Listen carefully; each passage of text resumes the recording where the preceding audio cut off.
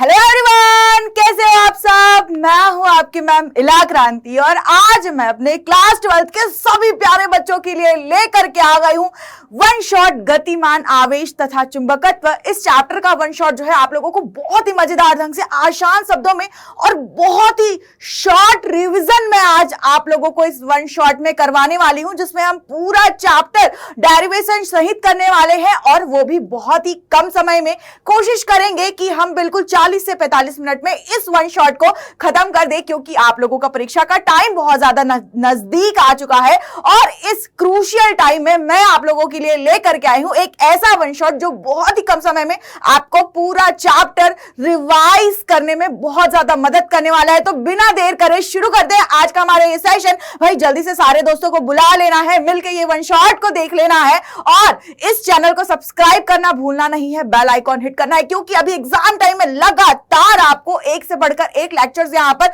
मिलने वाले हैं जो आपके एग्जाम में बहुत ज्यादा आपको मदद करने वाले हैं। शुरू करते हैं। तो भाई सबसे पहले हम यहां पर देख लेते हैं कि जो हम टॉपिक्स यहां पर कवर करने वाले हैं बिल्कुल फटाफट चुंबक के बारे में, और हमको एम्पियर के तैरने का नियम, ऑर्स्टेड का प्रयोग, लॉरेंज बल और डिफरेंट टॉपिक के साथ विभिन्न जो नियम है, दाहिने हाथ का नियम, बाएं हाथ का नियम, मैक्सवेल कॉर्क रूल, फ्लेमिंग के नियम, right hand rule, left hand rule, bio-Savart का नियम और उसके अनुप्रयोग, एम्पियर के परिपथीय नियम और उसके अनुप्रयोग, परिनालिका टॉरॉइड के बारे में, साइक्लोट्रॉन के बारे में, विद्युत धारावाही चालक पर चुंबकीय बल, बल आघूर्ण, चल कुंडली धारा मापी और धारा मापी को हम अमीटर और वोल्ट मीटर में किस तरीके से परिवर्तित कर सकते हैं, इसके बारे में हमको पूरे सेशन में देखना है। तो भाई जब हम गतिमान आवेश तथा चुंबकत्व की बात करते हैं तो इस अध्याय में होता क्या है कि जो हमारे पास एक स्थिर आवेश स्थिर विद्युतिकी में हुआ करता था वो यहां पर जो है गतिमान आवेश के रूप में बदल जा रहा है। तो भाई उस आवेश के लिए चुंबकीय क्षेत्र उस आवेश के लिए इस आवेश का जो विद्युत क्षेत्र है वो तो होता ही था, लेकिन जैसे ही ये आवेश v वेग से क्या कर रहा है, यहां पर गति कर रहा है, तो इस गतिमान आवेश के चारों तरफ चुंबकीय क्षेत्र उत्पन्न होता है। तो भाई यहां से जो साइंटिस्ट हमारे रिसर्च कर रहे थे उनको चुंबकीय अवधारणा प्राप्त हुई कि जब चुंबक या फिर किसी धारावाही चालक के चारों तरफ एक क्षेत्र उत्पन्न होता है जहां पर हम क्या कर सकते हैं,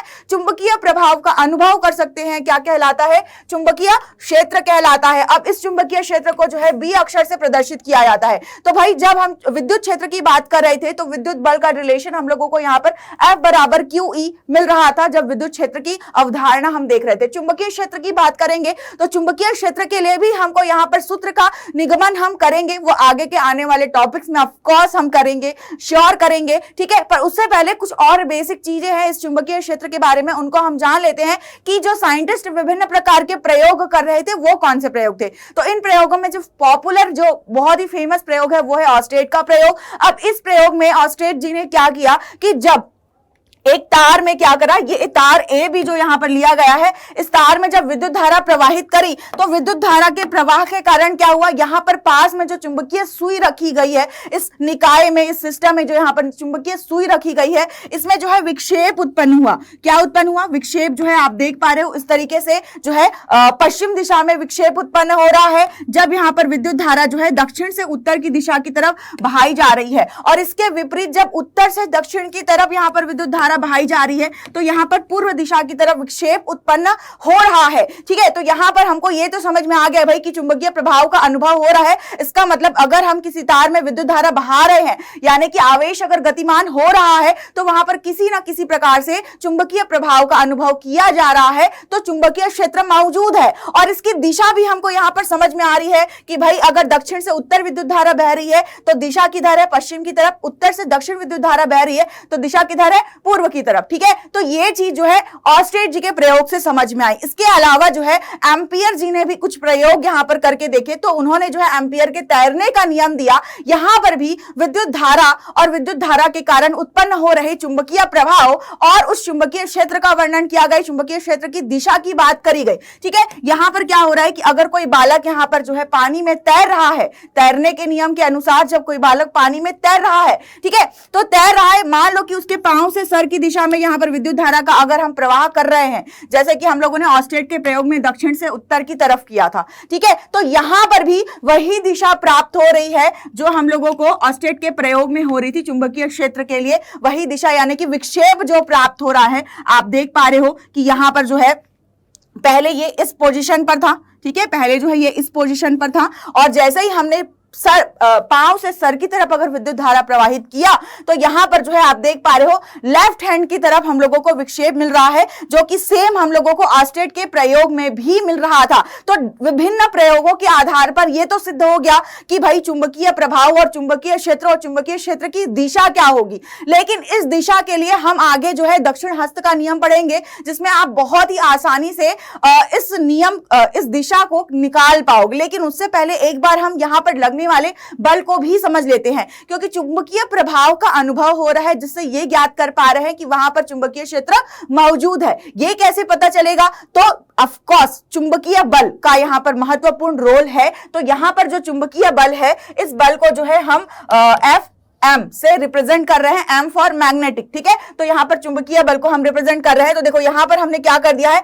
चुंबक, यहां पर चुंबक रख दिया है हम लोगों ने, उत्तरी ध्रुव और दक्षिणी ध्रुव, इसके बीच में हम लोगों ने एक आवेश जो है यहां पर रखा है। इस आवेश को हम क्या कर रहे हैं, इस चुंबकीय क्षेत्र में इस आवेश को हम गतिमान करा रहे हैं v वेग से, ठीक है। तो यहां पर जो है चुंबकीय क्षेत्र की दिशा आप देख पा रहे हो इस तरीके से ऊर्ध्वाधर नीचे की तरफ है, और वेग की दिशा इस तरीके से लेफ्ट हैंड साइड में आप देख पा रहे हो। और इन दोनों के लंबवत बल जो है यहां पर उत्पन्न हो रहा है, बल का अनुभव किया जा रहा है, जिससे हम चुंबकीय प्रभाव का पता लगा पा रहे हैं। तो इस बल का जो नाम दिया गया वो है लॉरेंज बल। यहां पर जो बल है वो दो प्रभावों के कारण होगा। विद्युत क्षेत्र भी मौजूद है, क्योंकि अगर आवेश है, चाहे वो धनात्मक आवेश हो या फिर वो ऋणात्मक आवेश हो, वो गतिमान हो या फिर स्थित हो, वहां पर विद्युत क्षेत्र तो होगा ही, साथ ही साथ वहां पर क्या होगा, चुंबकीय क्षेत्र भी होगा। इसका मतलब यहां पर ये जो बल लग रहा है वो दो लोगों का रिजल्ट है, दो लोगों का, एक विद्युत बल का और एक किसका, चुंबकीय बल का। तो यहां पर जो है कुल बल जो हम लोगों को प्राप्त होता है ये लॉरेंज बल कहलाता है। अब ये लॉरेंज बल कैसे प्राप्त हो रहा है, तो ये जो हम लोगों ने धनात्मक आवेश लिया है, आप देख पा रहे हो, अब ये जो धनात्मक आवेश है यहां पर जो है चुंबकीय क्षेत्र की दिशा, और चुंबकीय क्षेत्र की दिशा के जो लंबवत है हम लोगों ने क्या लिया है, वेग, v वेग से हम आवेश को क्या करा रहे हैं, इस आवेश को हम इस दिशा में गतिमान करा रहे हैं। इन दोनों के बीच कोण यहां पर हम लोगों ने लंबवत लिया है, पर उस कोण, वो कोण कुछ और भी हो सकता है, तो हम उसको थीटा कंसीडर कर लेते हैं, ठीक है। तो इनके कारण जो परिणामी बल यहां पर उत्पन्न होगा, ये जो परिणामी बल उत्पन्न होगा वो दो बलों का सदिश योग होगा। मतलब कि यहां पर ये जो बल है क्या है, विद्युत बल और चुंबकीय बल का जो है सदिश योग है। अब ये विद्युत बल के बारे में हम ऑलरेडी पढ़ चुके हैं, F बराबर QE, ठीक है। जब हम विद्युत बल की बात करते हैं तो Q आवेश के कारण लगने वाला बल जो उस विद्युत क्षेत्र के प्रभाव का अनुभव करता है, ठीक है। जब हम चुंबकीय बल की बात करते हैं तो चुंबकीय बल किस प्रकार से निकलता है, तो आप देख पा रहे हो यहां पर जो लिखा हुआ है, चुंबकीय बल का सूत्र लिखा हुआ है कि यहां पर जो है हम सदिश रूप में जब चुंबकीय बल को लिखते हैं तो इस तरीके से लिखते हैं, और यहां पर ये जो थीटा कोण है, इस आवेश के वेग और इसके चुंबकीय क्षेत्र के बीच का बनने वाला कोण। तो इस तरीके से हम लोगों को प्राप्त होता है क्या, लॉरेंज बल का सूत्र आप यहां पर देख पा रहे हो कंप्लीट फॉर्म में, ठीक है। तो यहां पर परिभाषा भी लिखी हुई है, जो मैंने आप लोगों को समझाया है बिल्कुल वही लिखा हुआ है कि लॉरेंज बल किसे कहते हैं। इसके अलावा यहां पर इस सदिश रूप को जब हम अदिश रूप में व्यक्त करते हैं, मतलब यहां पर क्रॉस प्रोडक्ट को अगर हम हटाते हैं तो हमारा क्या आ जाता है, वी बी साइन थीटा आ जाता है। थीटा वही कोण जो मैंने आप लोगों को बताया है, किसके किसके बीच का, वेग और चुंबकीय क्षेत्र के बीच बनने वाला जो कोण है वो। तो यहां पर अधिकतम चुंबकीय बल, ये क्या है, अधिकतम चुंबकीय बल है जब थीटा बराबर क्या है, 90 डिग्री के कोण पर है। और ये आपका क्या है, ये जो है आपका कुल लॉरेंज बल है, कुल लॉरेंज बल, ठीक है। तो ये आपका कुल लॉरेंज बल का सूत्र हो गया, ठीक है। तो इसके पहले ये लॉरेंज बल पढ़ने के बाद जो है हम बात करेंगे जो चुंबकीय क्षेत्र जो हम लोगों ने देखा बल के कारण हम लोगों को मिल रहा है। तो जो लॉरेंज बल हम लोगों ने पढ़ा, वहां से हम लोगों को जो है चुंबकीय क्षेत्र के लिए लॉरेंज बल, अधिकतम लॉरेंज बल का सूत्र जो है ये मिला, ठीक है। अब क्योंकि अब तक हम लोगों ने मात्रक या विमा की बात इसलिए नहीं की थी क्योंकि भाई हमें ये मात्रक और विमा जो है इस सूत्र के द्वारा यहां पर प्राप्त होता है। ठीक है, तो जैसे कि हमारे पास अगर हम किसकी बात करें, अगर हम बात करें विद्युत क्षेत्र की, तो F बराबर क्यू ई, तो यहां से E बराबर हमारे पास क्या हो जाता है F बटे क्यू, और यहां से फिर हम लोग क्या निकालते हैं न्यूटन पर कूलम। इस तरीके से हम विद्युत क्षेत्र की विमा निकालते हैं। उसी तरीके से चुंबकीय क्षेत्र की भी विमा यहां पर न्यूटन, और ये Q के जगह पे क्या हो जाएगा, Q बराबर होता है एम्पियर मीटर। ठीक है, एम्पियर मीटर, और ये मतलब कि क्यू वी का पूरा अगर हम लिखे तो वहां पर जो है एम्पियर मीटर हम लोगों को प्राप्त होगा। तो इसकी सहायता से हम लोगों को यहां पर चुंबकीय क्षेत्र की क्या प्राप्त हो रही है, यहां पर हम लोगों को चुंबकीय क्षेत्र की विमा हमें प्राप्त हो रही है, सॉरी मात्रक हमें प्राप्त हो रहा है। बेटा मात्रक जो है यहां पर चुंबकीय क्षेत्र का मात्रक वेबर पर मीटर के रूप में भी जो है एक्सप्लेन किया जाता है। अब ये जो वेबर है ये चुंबकीय फ्लक्स जब हम पढ़ेंगे आगे आने वाले चैप्टर में वन शॉट में, ऑलरेडी वैसे तो हमने पूरा चैप्टर फिनिश कर लिया है लेकिन हम यहां पर क्विक रिवीजन एक बार कर रहे हैं। ठीक है, तो इसलिए हम यहां पर बढ़ते हैं आगे और देखते हैं कि जो टेस्ला है यहां पर, ठीक है, टेस्ला है यहां पर क्या है, वो चुंबकीय क्षेत्र का एक मात्रक जो कि किस पर आधारित है, जो कि साइंटिस्ट के नाम पर आधारित है। तो ये जो भी मात्रक हम लोगों ने देखे ये SI मात्रक है। ठीक है, जब हम बात करते हैं CGS मात्रक की, तो CGS मात्रक और स्टेट का जो प्रयोग हम लोगों ने देखा है उनके नाम पर आधारित, और गॉस भी जो है यहां पर CGS मात्रक है किसका, चुंबकीय क्षेत्र का। हम चुंबकीय क्षेत्र के मात्रकों की बात कर रहे हैं। टेस्ला और गॉस के बीच का जो रिलेशन है, यहां पर गॉस और टेस्ला के बीच का जो रिलेशन, ये आपको जो है कभी कभी पूछ लेता है बहुविकल्पीय प्रश्न में, तो बिल्कुल ध्यान रखना है। और बढ़ते हैं आगे, यहां पर बात करते हैं कि अगर इस सूत्र में हम क्या करें, अगर इस सूत्र में हम आवेश को 1 कूलम और वेग को अगर हम 1 मीटर पर सेकेंड अगर हम ले, क्या ले, 1 मीटर पर सेकेंड अगर हम ले,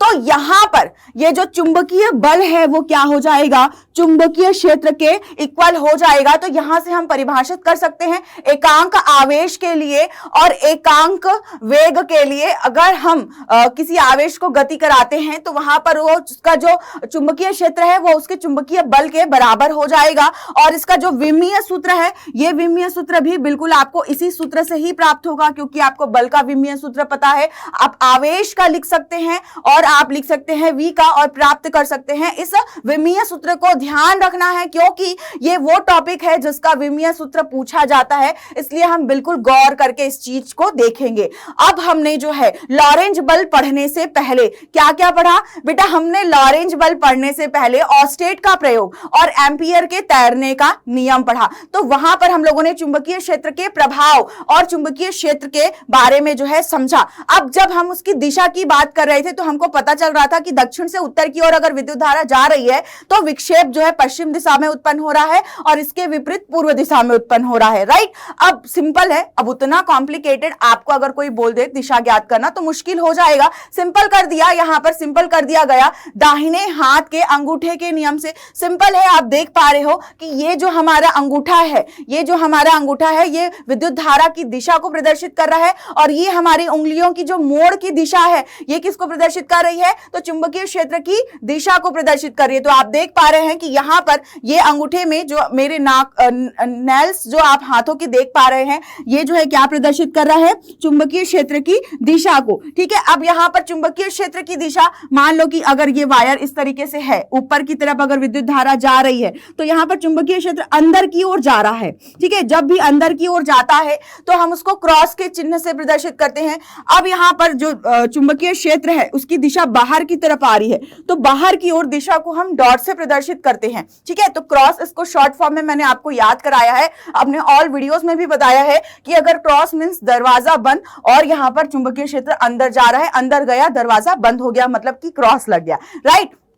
दरवाजा खुला, बीच में डॉट लग गया, चुंबकीय क्षेत्र की दिशा बाहर की तरफ हो गई। ठीक है, और इसके विपरीत आप देख पा रहे हो, जस्ट अगर रिवर्स करेंगे तो ये इस प्रकार से हो सकता है। अब इन नियमों को जो है परीक्षा में, एग्जाम में जो है पूछ लिया जाता है 1 नंबर के क्वेश्चन में। ठीक है, तो प्लीज आपको ध्यान रखना, और ये काम आएगा हर जगह, काम आएगा हर जगह। और वैसे ये कॉन्सेप्ट, ये टॉपिक आप लोगों ने 10th में भी कवर किया हुआ है। सिंपल है, मैक्सवेल का कॉर्क दक्षिणावर्त पेंच का नियम, की अगर मान लो कि किसी कॉर्क को अगर आप किसी पेंच पेंच को अंदर की तरफ घुसा रहे हैं, ठीक है, अंदर की तरफ घुसा रहे हैं, तो जिस दिशा में आप इस हैंडल को घुमा रहे हैं वो क्या प्रदर्शित करती है, वो प्रदर्शित करती है चुंबकीय क्षेत्र की दिशा को, और जिस दिशा में अंदर की तरफ ये जो है अंदर की तरफ जा रहा है वो विद्युत धारा की दिशा को प्रदर्शित करती है, और ये मैक्सवेल कॉर्क का दक्षिणावर्त पेंच का नियम कहलाता है। बहुत ही आसान शब्दों में यहां पर लिखा हुआ है, जल्दी से स्क्रीनशॉट जरूर लेंगे, और ये भी आपका जो है 10th कक्षा में जो है आपने अवश्य पढ़ा होगा, पर नहीं पढ़ा तो कोई बात नहीं,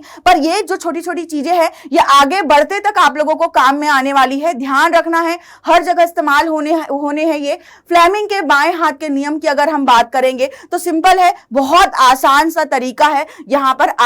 याद रखने का, फादर, ठीक है, बिल्कुल FBI फॉर्मूला, ठीक है, ये क्या है FBI, ठीक है, जैसे FBI फॉर्मूला बहुत ही आसान है कि यहां पर F मतलब कि अंगूठा जो है वो बिल्कुल प्रेशर बल लगता है ना, अंगूठे में ताकत ज्यादा होता है, ठीक है, तो बिल्कुल ये आपके बल की दिशा को प्रदर्शित करता है, और ये जो उंगली है FBI आप देख पा रहे हैं, B मतलब क्या हो गया आपका, B मतलब चुंबकीय क्षेत्र की दिशा को, और ये जो है बीच वाली उंगली मध्यमा जो है आपकी, ये आपकी विद्युत धारा की दिशा को प्रदर्शित करती है। लेफ्ट हैंड रूल कब इस्तेमाल करते हैं, जब हमको क्या क्या पता हो, जब हम लोगों को विद्युत धारा की दिशा पता हो और हम लोगों को चुंबकीय क्षेत्र की दिशा पता हो, तो इनकी मदद से हम क्या करते हैं, चुंबकीय बल की दिशा पता करते हैं। जो लॉरेंज बल के बारे में हमने पढ़ा ना, बिल्कुल वही चुंबकीय बल की दिशा जो है हम इस लेफ्ट हैंड के नियम के द्वारा जो है पता करते हैं। तो आप जो है यहाँ पर लेफ्ट हैंड रूल किसको बोलते हैं ये तो एक्सप्लेन कर ही सकते हो, पर साथ ही साथ आप ये भी बता सकते हो कि लेफ्ट हैंड नियम जो है, लेफ्ट हैंड बाएं हाथ का जो नियम है उसको कब इस्तेमाल किया जाता है, तो बल की दिशा ज्ञात करने के लिए हम बाएं हाथ के नियम का इस्तेमाल करते हैं,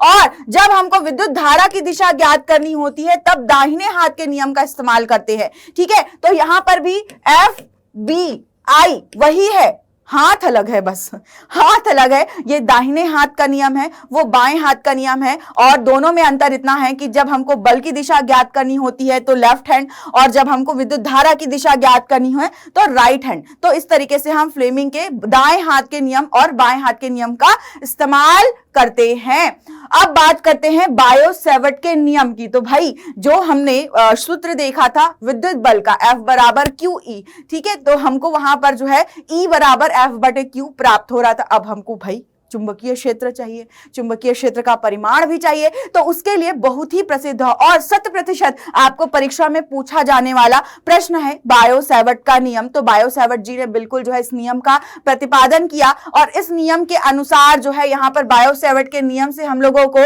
एक चुंबकीय क्षेत्र का सूत्र हमको जो है प्राप्त हुआ। अब यहाँ पर मान लो कि क्या कर रहे हैं, हम कोई तार अगर ले रहे हैं और इस पर क्या प्रवाहित हो रही है, I विद्युत धारा प्रवाहित हो रही है, ठीक है, तो हम क्या करेंगे, अगर हमको पूरे में अगर चुंबकीय क्षेत्र पूरे तार के लिए अगर हमको ज्ञात करना है तो ज्ञात करना पॉसिबल नहीं है पूरे का एक साथ, इसलिए हम क्या करते हैं, इसका एक छोटा सा अल्पांश हम लेते हैं जिसको हम DL से रिप्रेजेंट करते हैं, ये भी सदिश राशि ही है, ठीक है, और यहां पर इस अल्पांश से R दूरी पर, दूरी भी यहां पर क्या है, सदिश राशि है, R दूरी पर कोई बिंदु हम यहां पर P ले रहे हैं, जहां पर हम क्या कर रहे हैं, चुंबकीय क्षेत्र इस अल्पांश के लिए ज्ञात कर रहे हैं। तो इस अल्पांश का चुंबकीय क्षेत्र जो है यहाँ पर DB कहला रहा है, और ये हमको कैसे प्राप्त हो रहा है, ये सूत्र तो बेटा यहाँ पर ये जो सूत्र प्राप्त हो रहा है हमको इस रिलेशन से प्राप्त हो रहा है कि जब हम देख रहे हैं कि चुंबकीय क्षेत्र किस किस पर निर्भर कर रहा है, तो सबसे पहले आपका जो चुंबकीय क्षेत्र निर्भर कर रहा है कि हम इस तार में कितनी विद्युत धारा बहा रहे हैं, ठीक है, तो जितनी विद्युत धारा बहा रहे हैं उसके समानुपाती है चुंबकीय क्षेत्र का परिमाण, और किसके समानुपाती है, तो जो अल्पांश हम ले रहे हैं, मतलब यहां पर तार की लंबाई पर भी निर्भर कर रहा है, डायरेक्ट यहां पर समानुपाती है चुंबकीय क्षेत्र जो है अल्पांश के। इसके अलावा जो है यहां पर ये जो दूरी P बिंदु, मतलब कि हम क्या कर रहे हैं कि इस अल्पांश से P बिंदु पर हम चुंबकीय क्षेत्र DB यहां पर ज्ञात कर रहे हैं, जो कि क्या है, अल्पांश से R दूरी पर है, और इस अल्पांश और इस दूरी के बीच में बनने वाला जो कोण है वो थीटा जो कोण है उस पर भी इसकी निर्भरता है। और ये साइन थीटा क्यों आया, क्योंकि ऑब्वियस ही बात है कि यहां से DL से जो है आप अगर देखेंगे कि इस DL से जो है P बिंदु पर हमको चुंबकीय क्षेत्र ज्ञात करना है, ठीक है, तो होगा क्या, यहां पर जो है ये आपका जो है समतल में है, तो बिल्कुल हम क्या करेंगे, इसको हम घटक में डिवाइड करेंगे, ठीक है। तो घटक में डिवाइड करेंगे, ये वाला कोण थीटा ये क्या हो जाएगा आपका dB cos थीटा, और ये वाला हिस्सा क्या हो जाएगा आपका dB sin थीटा, ठीक है। तो यहां पर dB ये sin थीटा, तो हम जो है लंबवत लेंगे क्योंकि जब हम यहां पर नियम देख रहे थे तो वहां पर हम देख रहे थे कि विद्युत धारा और चुंबकीय क्षेत्र एक दूसरे के परस्पर लंबवत या फिर थीटा कोण पर होता है। तो बिल्कुल लंबवत जो यहां पर जो लंबवत भाग है वो हम यहां पर लेंगे, इस वजह से हम साइन थीटा के यहां पर जो है समानुपाती जो है चुंबकीय क्षेत्र को हम लेते हैं, और जो उनकी बीच की दूरी के वर्ग के व्युत्क्रमानुपाती हमें यहां पर चुंबकीय क्षेत्र का परिमाण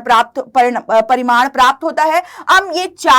इन चारों जो यहां पर हमको संबंध प्राप्त हो रहे हैं, इनको एक साथ मर्ज करके लिखने पर हमको ये समीकरण प्राप्त होता है, और जब समानुपाती का चिन्ह हटाते हैं तो हमको ये म्यू नॉट अब बटे 4 पाई प्राप्त होता है नियतांक के रूप में। ये हमारा क्या है, नियतांक है, जिसमें म्यू नॉट जो है वो क्या है, निर्वात की या वायु की चुंबकशीलता, ठीक है। जैसे एप्सिलॉन नॉट विद्युत की चुंबकशीलता, वैसे ही यहां पर ये क्या है, यहां पर म्यू नॉट जो है ये वायु या निर्वात में चुंबकशीलता है। एप्सिलॉन नॉट विद्युतशीलता होती है, ये क्या है, चुंबकशीलता वायु या निर्वात में। अब इसका मान क्या होता है, म्यू नॉट बटे 4 पाई का मान 10⁻⁷ न्यूटन पर एम्पियर स्क्वायर यहां पर लिखा हुआ है, ठीक है। अब डिमांड होती है कि भाई इस समीकरण को सदिश रूप में व्यक्त किया जाए, तो इस समीकरण को सदिश रूप में जो है इस तरह से व्यक्त किया जाता है, काफी महत्वपूर्ण है, सदिश रूप में चुंबकीय क्षेत्र का समीकरण, ठीक है, बायो-सैवर्ट के नियम से। बढ़ते हैं आगे और इनके अनुप्रयोग की बात करते हैं, तो 3 अनुप्रयोग है, जिसमें पहला अनुप्रयोग है सीधे धारावाही चालक तार के कारण उत्पन्न चुंबकीय क्षेत्र। दूसरा अनुप्रयोग है विद्युत धारावाही वृत्ताकार पाश के केंद्र पर जब हम चुंबकीय क्षेत्र ज्ञात करते हैं, और तीसरा अनुप्रयोग है कि इसके पाश के अक्ष के किसी P बिंदु पर यहां पर अगर हम चुंबकीय क्षेत्र की तीव्रता ज्ञात करते हैं, ठीक है। तो यहां पर ये तीनों जो अनुप्रयोग हम देखेंगे, तो इसमें जो सिंपलेस्ट वन जो है सीधे धारावाही चालक तार के द्वारा, कि बिल्कुल यहां पर जो है अगर कोई सीधा तार है और इसमें विद्युत धारा उत्पन्न हो रही है, तो धारा की दिशा हमको पता है, चुंबकीय क्षेत्र की दिशा आसानी से हम क्या कर सकते हैं, ज्ञात कर सकते हैं, ठीक है। यहां पर चुंबकीय क्षेत्र की दिशा बिल्कुल दाहिने हाथ के नियम से जिस तरीके से हमने ज्ञात किया बिल्कुल उसी तरीके से है। अब यहां पर ये चुंबकीय बल रेखाएं बनी हुई हैं, चुंबकीय बल रेखाओं के बारे में अगर आप समझेंगे तो यहां पर जैसे जैसे दूरी बढ़ती जाएगी चुंबकीय बल रेखाओं की सघनता यहां पर घटती जाएगी, राइट। तो यहां पर ये जो चुंबकीय बल उत्पन्न हो रहा है इस धारावाही चालक तार के कारण, वो जो है यहां पर 2 रिलेशन है। एक तो क्या होगा, चुंबकीय क्षेत्र जो है चुंबकीय क्षेत्र विद्युत धारा पर निर्भर करेगा, समानुपाती होगा, और यहां पर अगर हम इस तार से कितनी दूरी पर यहां पर हम चुंबकीय क्षेत्र देख रहे हैं, ठीक है, तो किसी भी बिंदु पर हम देख सकते हैं, तो यहां पर दूरी के जो है व्युत्क्रमानुपाती होगा, जिससे सीधे धारावाही चालक तार के लिए सीधा सीधा ये फॉर्मूला इस्तेमाल होता है। तो अगर न्यूमेरिकल आएगा तो सीधे इस फॉर्मूले में आपको वैल्यू रख के जो है आपको फाइंड आउट करना है चुंबकीय क्षेत्र का परिमाण, जो कि टेस्ला में ज्यादातर वेबर पर मीटर स्क्वायर या फिर टेस्ला में जो है हम इसके मात्रक का इस्तेमाल करते हुए वहां पर चुंबकीय क्षेत्र के परिमाण को लिखते हैं। अब अगर इसका डेरिवेशन करना है तो इसका डेरिवेशन जो है इस प्रकार से ज्ञात किया जाता है, जहां पर यहां पर एक सीधा धारावाही चालक तार लिया जाता है जिसमें I धारा प्रवाहित करते हुए यहां पर P बिंदु पर, जो कि यहां पर P बिंदु पर या ये जो हम लोगों ने क्षैतिज लाइन ली है, क्षैतिज लाइन, ये दूरी R है, और यहां पर हम लोगों को इस P बिंदु पर चुंबकीय क्षेत्र इस अल्पांश के कारण ज्ञात करना होता है, ठीक है। तो इस अल्पांश CD के कारण जब हम P बिंदु पर चुंबकीय क्षेत्र ज्ञात करते हैं तो पूरा डेरिवेशन करते हुए फाइनली हम लोगों को जो है यहां पर चुंबकीय क्षेत्र का यह सूत्र प्राप्त होता है, जहां पर विभिन्न कंडीशंस रखते हुए θ1 बराबर 0 और θ2 बराबर π/2, या फिर θ1 बराबर π/2 और θ2 बराबर π/2 रखते हुए विभिन्न समीकरण रखते हुए आप विभिन्न रूप इसका चुंबकीय क्षेत्र के ज्ञात कर सकते हैं, जिसमें से सिंपलेस्ट वन ये सूत्र आपको ज्ञात होगा। तो केसेस आपको जरूर देखना है, लिखना है, वहां पर खुद से आपको कुछ तो भी करना है, राइट। तो ये हो गया आपका सीधे धारावाही चालक तार पर उत्पन्न चुंबकीय क्षेत्र। अगर हम वृत्ताकार पाश के केंद्र पर ज्ञात करते हैं। तो इनकी बल रेखाएं कैसी बनेगी, ये आप यहां पर दे सकते हैं। वैसे तो ये आपके 10th में आपने पहले ही पढ़ा हुआ है, लेकिन आपको 12th में भी ये चीज खुद से पता होना चाहिए कि अगर इस तरीके से वृत्ताकार पाश है तो यहां पर इस वृत्ताकार पाश में चुंबकीय बल रेखाएं कैसे बनेंगी। ठीक है, अब ये चुंबकीय बल रेखाएं तो बनेंगी, लेकिन हम परिमाण की अगर बात करें तो अगर हमको केंद्र बिंदु पर, यहां पर केंद्र पर हम लोगों को परिमाण ज्ञात करना है तो उसके लिए ये डेरिवेशन सिंपलेस्ट, जहां पर बायो-सैवर्ट के नियम का उपयोग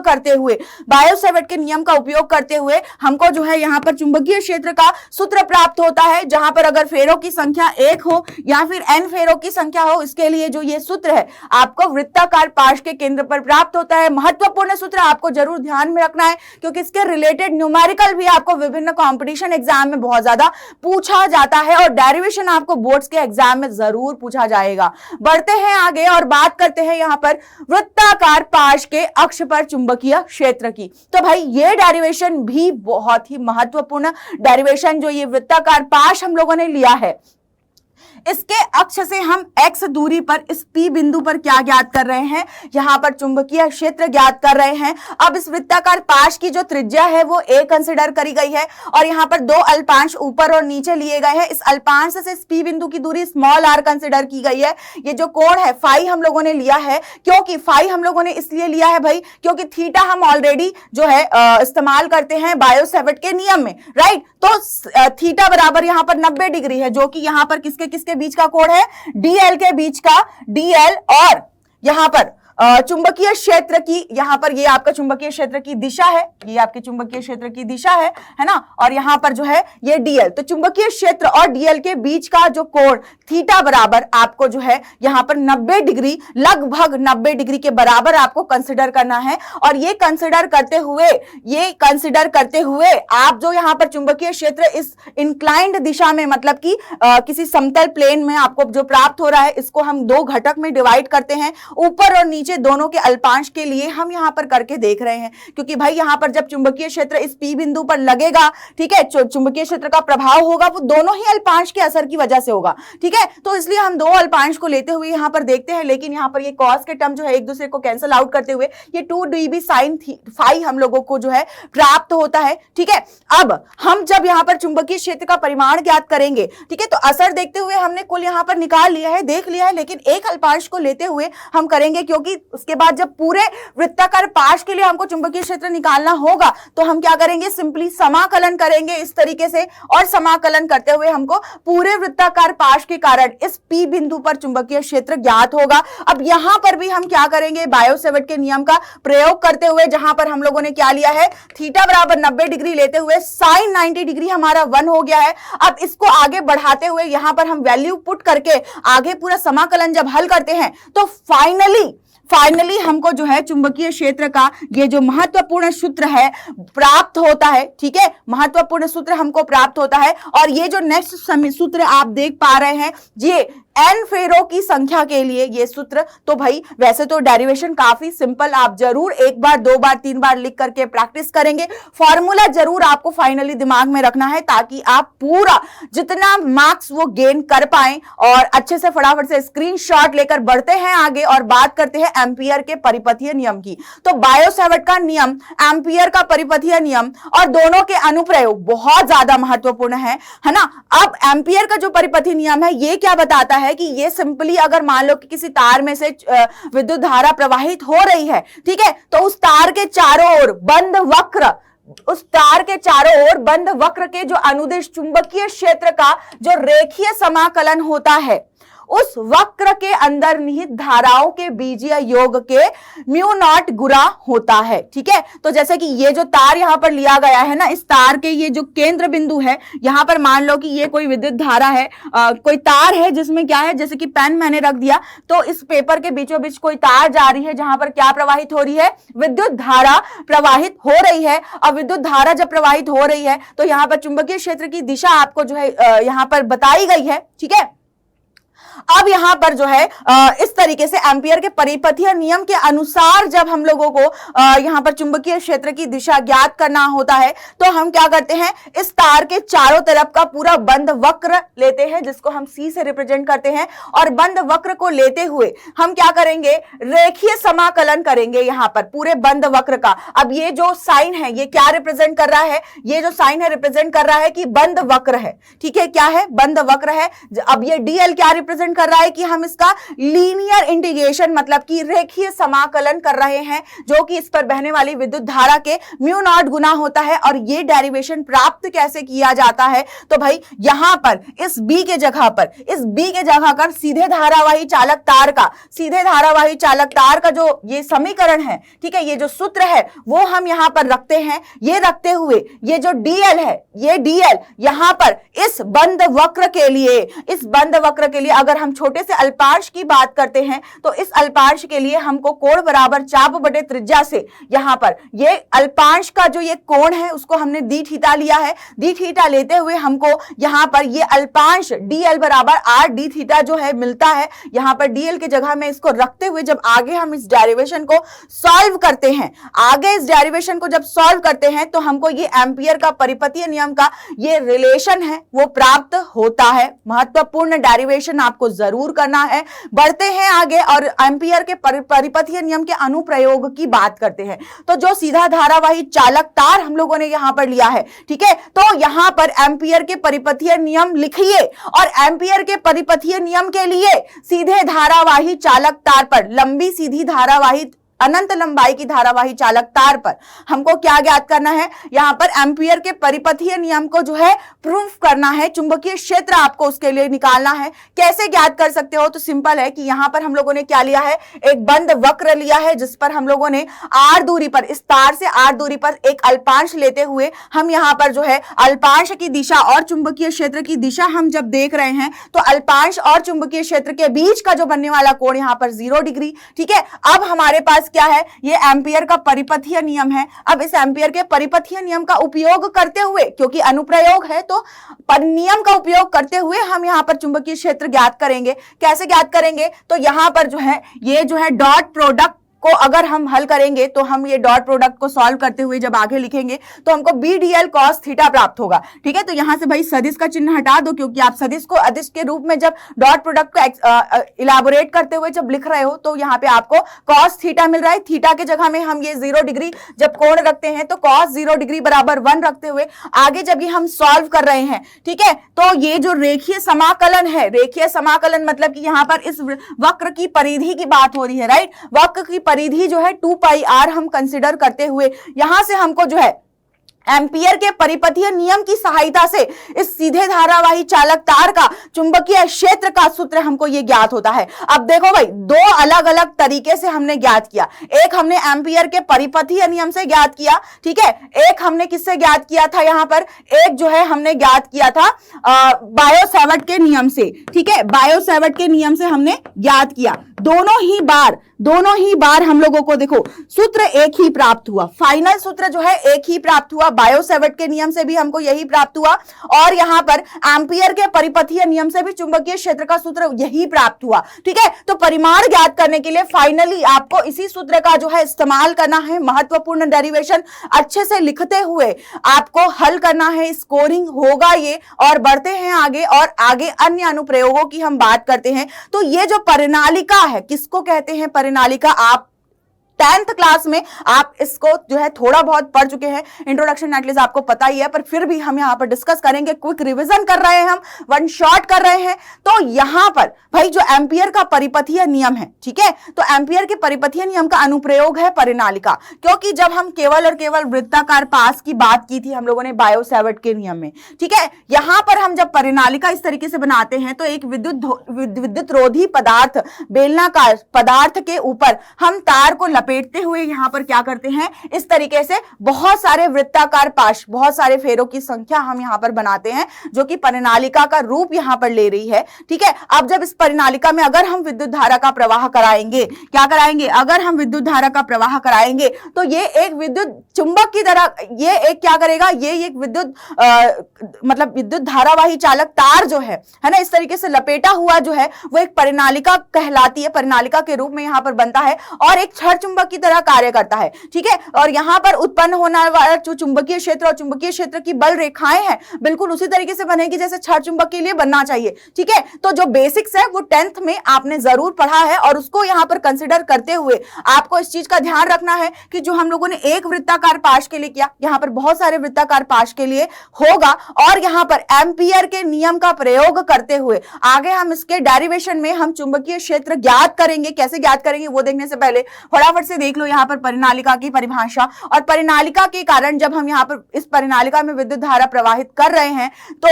विद्युत धारा की दिशा किधर है उसके आधार पर यहाँ पर जो है उत्तरी ध्रुव और दक्षिणी ध्रुव यहाँ पर उत्पन्न होते हैं। धारा बदल देंगे तो यहाँ पर इनके ध्रुव भी जो है वो बदल जाएंगे। बल रेखाओं की बात करें तो बल रेखाओं के बारे में आप यहाँ पर देख पा रहे हो। ठीक है, तो अब यहाँ पर जो है हमको इस परिनालिका के लिए अगर चुंबकीय क्षेत्र का परिमाण अगर ज्ञात करना है कि इस परिनालिका के अंदर चुंबकीय क्षेत्र कितना होगा, इस परिनालिका के बाहर कितना होगा, ठीक है, तो ये हम एम्पियर के परिपथीय नियम का प्रयोग करते हुए ज्ञात करेंगे। और वैसे देखा जाए तो यहाँ पर बल रेखाओं की सहायता से अगर आप कुछ समझना चाहे तो आप समझ सकते हैं कि इसके अंदर जो चुंबकीय बल रेखाएं होती है बिल्कुल परिनालिका के अंदर हर जगह समान रूप से फैली हुई होती है। परिनालिका के अंदर चुंबकीय बल रेखाएं, तो चुंबकीय क्षेत्र का परिमाण भी क्या होगा, इस परिनालिका के अंदर हर बिंदु पर एक जैसा होगा। ठीक है, और ऑब्वियसली परिनालिका के बाहर जो है चुंबकीय क्षेत्र का परिमाण जो है वो 0 होगा। लेकिन इस चीज को हम प्रूफ करेंगे डेरिवेशन की सहायता से। तो लंबी धारावाही परिनालिका के कारण चुंबकीय क्षेत्र ज्ञात करना महत्वपूर्ण डेरिवेशन है, आपको पूछा जाता है। अब इस डेरिवेशन में हमने किया क्या है, तो भाई ये जो परिनालिका हम लोगों ने ली, जिस पर हम लोगों ने क्या कराई, विद्युत धारा प्रवाहित कराई। क्या प्रवाहित करवाई हमने, इस पर विद्युत धारा प्रवाहित करवाई। अब इसको अगर आप इमेजिन करो कि इस परिनालिका को बीच से हम कट कर दे, बीच से अगर हम कट कर दे तो इस प्रकार से हमको ये दिखाई देगा। ये ऐसा क्यों दिखाई दे रहा है, क्योंकि यहाँ पर अंदर की ओर जा रही है, इसको हम क्रॉस के चिन्ह से, और यहाँ से बाहर की ओर जो विद्युत धारा आ रही है इसको डॉट के चिन्ह से प्रदर्शित कर रहे हैं। तो इस वजह से अगर इस परिनालिका को आधा हम काट देते हैं तो यहाँ पर हमको सारे डॉट डॉट डॉट बाहर की ओर आते हुए चुंबकीय क्षेत्र की दिशा को प्रदर्शित कर रहे हैं। यहाँ पर सारे क्रॉस क्रॉस क्रॉस अंदर की ओर जाते हुए चुंबकीय क्षेत्र की दिशा को प्रदर्शित कर रहे हैं। अब यहाँ पर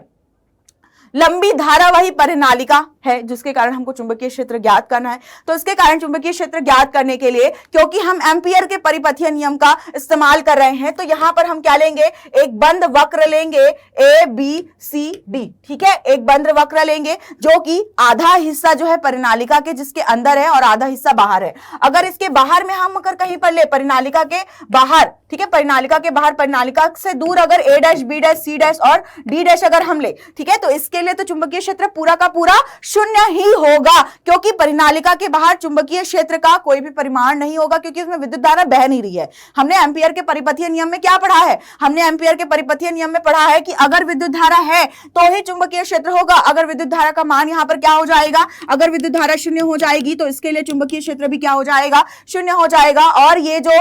हम यहाँ पर अनुप्रयोग देख रहे हैं, तो बाहर वाले के लिए क्या है, धारा 0 है, इसलिए वहां पर चुंबकीय क्षेत्र भी 0 है। लेकिन ये जो हम एम्पियर लूप यहाँ पर कंसिडर किए हैं, ठीक है, एम्पियर लूप जो हम लोगों ने यहाँ पर जो है कल्पना करी है, देखो वास्तविकता में ये एम्पियर लूप होता नहीं है, यहाँ पर जो है हमने एम्पियर लूप की कल्पना की है। और इस लूप की कल्पना की सहायता से इस लूप पर ABCDA, इस लूप में हम क्या ज्ञात करेंगे, चुंबकीय क्षेत्र ज्ञात करेंगे एम्पियर के परिपथीय नियम का इस्तेमाल करते हुए। तो यहां पर जो है हमने इसको डिवाइड किया है, जो पूरा बंद वक्र है उसके लिए पहले तो AB, फिर BC और CD और DA के हिस्से के लिए हमने यहां पर जो है डिवाइड किया है। एक एक करके 1 2 3 4 चारों हिस्से का हम देखेंगे। इसकी लंबाई को हम लोगों ने L कंसिडर किया है और यहां पर ये वाली लंबाई जो है हम लोगों ने B कंसिडर करी है। ठीक है, ये L और ये B हम लोगों ने कंसिडर किया है। ठीक है, अब अब जब हम यहाँ पर बात करते हैं ए से बी के लिए, ठीक है, तो ए से बी जो है यहाँ पर विद्युत धारा प्रवाहित हो रही है, तो इसकी वजह से जो है विद्युत धारा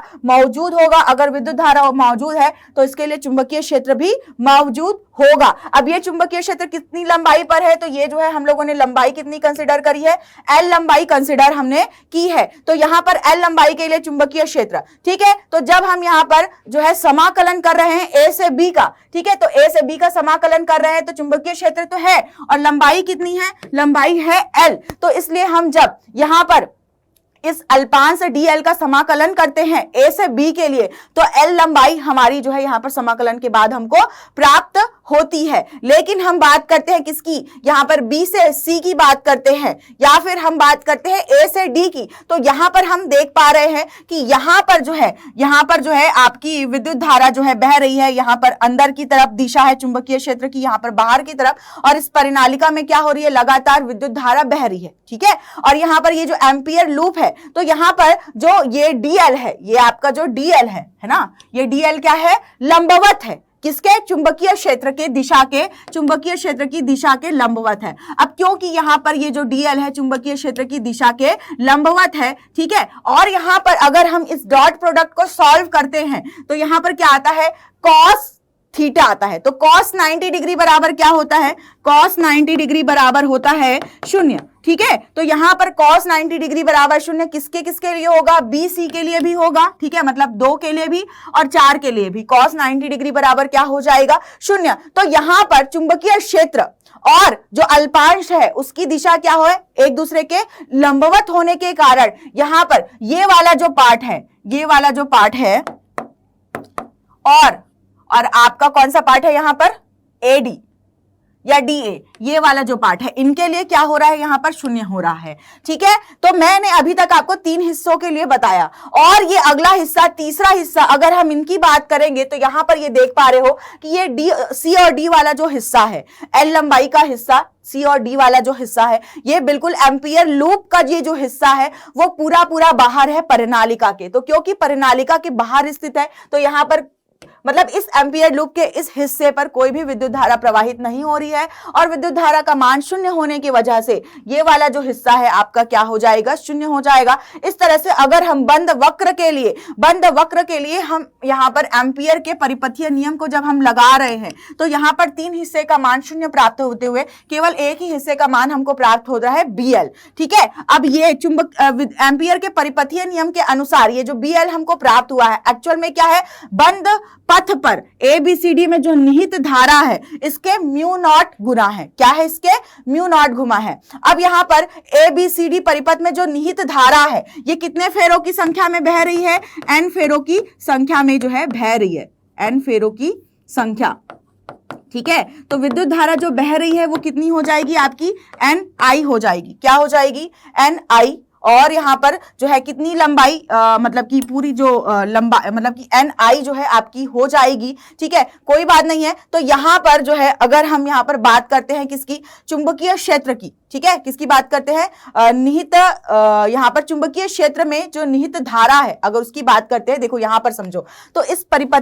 इस वक्र के लिए हमको केवल और केवल क्या प्राप्त हुआ, BL प्राप्त हुआ, ठीक है। और यहाँ पर हमको परिपथीय नियम से ये प्राप्त हुआ, परिपथीय नियम से ये प्राप्त हुआ कि ये विद्युत धारा के बंद वक्र की विद्युत धारा के म्यू नॉट गुना है, ठीक है। अब यहाँ पर क्या कर रहे हैं हम, अब यहाँ पर क्या कर रहे हैं, अब ये म्यू नॉट तो हमको पता है, बंद पथ ABCD में जो निहित धारा होगी वो आपकी ये NIL होगी, कुल परिनालिका की धारा क्या होगी, NIL, कुल परिनालिका की जो धारा है, ठीक है। अब यहां से क्या होगा कि जब हम इसको BL से इक्वेट करेंगे, BL से हम इसको क्या कर रहे हैं, जब इक्वेट कर रहे हैं तो यहां से आपका L और L जो है कैंसिल हो रहा है, और परिनालिका में जो चुंबकीय क्षेत्र है, परिनालिका के भीतर जो चुंबकीय क्षेत्र हमको प्राप्त हो रहा है उसके लिए हमको महत्वपूर्ण सूत्र म्यू NI प्राप्त हो रहा है। काफी महत्वपूर्ण सूत्र, इस चीज को बहुत ही ध्यान रखना है। N यहाँ पर फेरों की संख्या, N क्या है यहाँ पर, फेरों की संख्या। और यहाँ पर ये समझ जाओ कि ये बंद वक्र में जो निहित धारा जो हम लोगों ने निकाला, तो बंद पथ में ABCD में जो निहित धारा,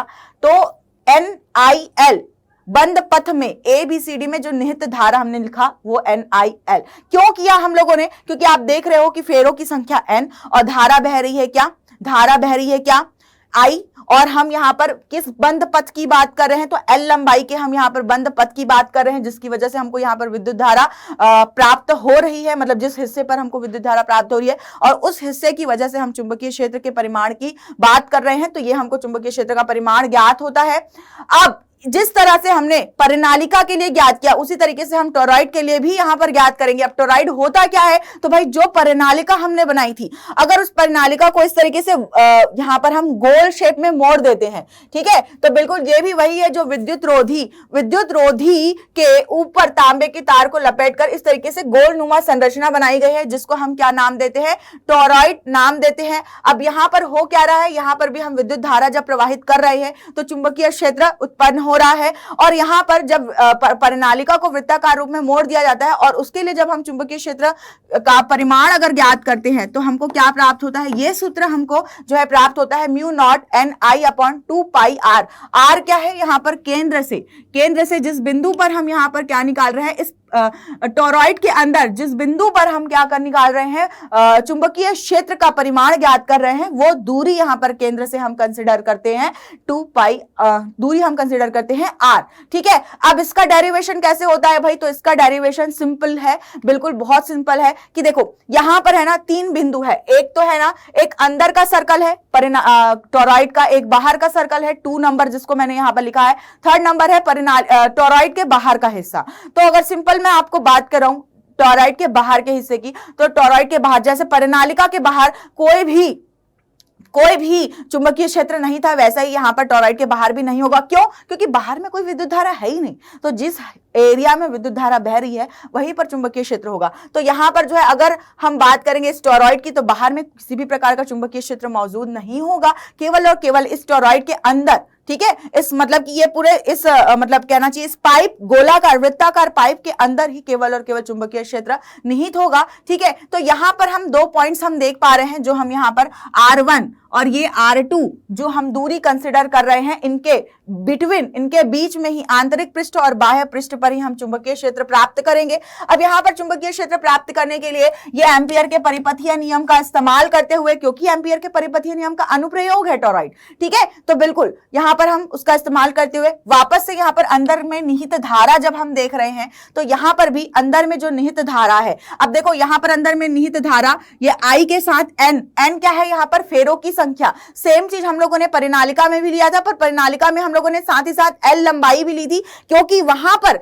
पर जो हम लोगों ने एम्पीरियन लूप कंसिडर किया था वो L लंबाई का जो है एम्पीरियन लूप था, राइट, तो इसलिए हम लोगों ने वहां पर L कंसिडर किया। यहां पर क्यों नहीं किया, क्योंकि यहां पर जो है हम यहां पर जो है R दूरी पर बात कर रहे हैं, चुंबकीय क्षेत्र के परिमाण की हम बात कर रहे हैं, विद्युत धारा की बात कर रहे हैं, ठीक है, तो यहां पर हम NI ले रहे हैं। और इस तरीके से जब हम यहां पर, अब देखो ये वृत्ताकार शेप में है, तो जब हम यहां पर रेखीय समाकलन करते हैं तो वृत्ताकार शेप में होने के कारण यह वृत्त की परिधि 2 पाई R1 और 2 पाई R2 के बराबर हम लोगों को आंतरिक पृष्ठ और बाह्य पृष्ठ के लिए यहां पर जो है वृत्त की परिधि हमको प्राप्त होती है। अब यहां से हम क्या करते हैं, इस हिस्से को पक्षांतर करते हुए आंतरिक पृष्ठ और बाह्य पृष्ठ दोनों के लिए हम यहां पर क्या करते हैं, चुंबकीय क्षेत्र का यहां पर सूत्र जो है ये ज्ञात कर पा रहे हैं, ये वाला जो सूत्र आप देख पा रहे हो R1 और R2 के लिए, ठीक है। अगर कॉमन सूत्र की बात करें तो यहां पर R रखते हुए कॉमन सूत्र ये हमको प्राप्त होता है, जो किसी भी टोरॉइड के लिए यहां पर जो है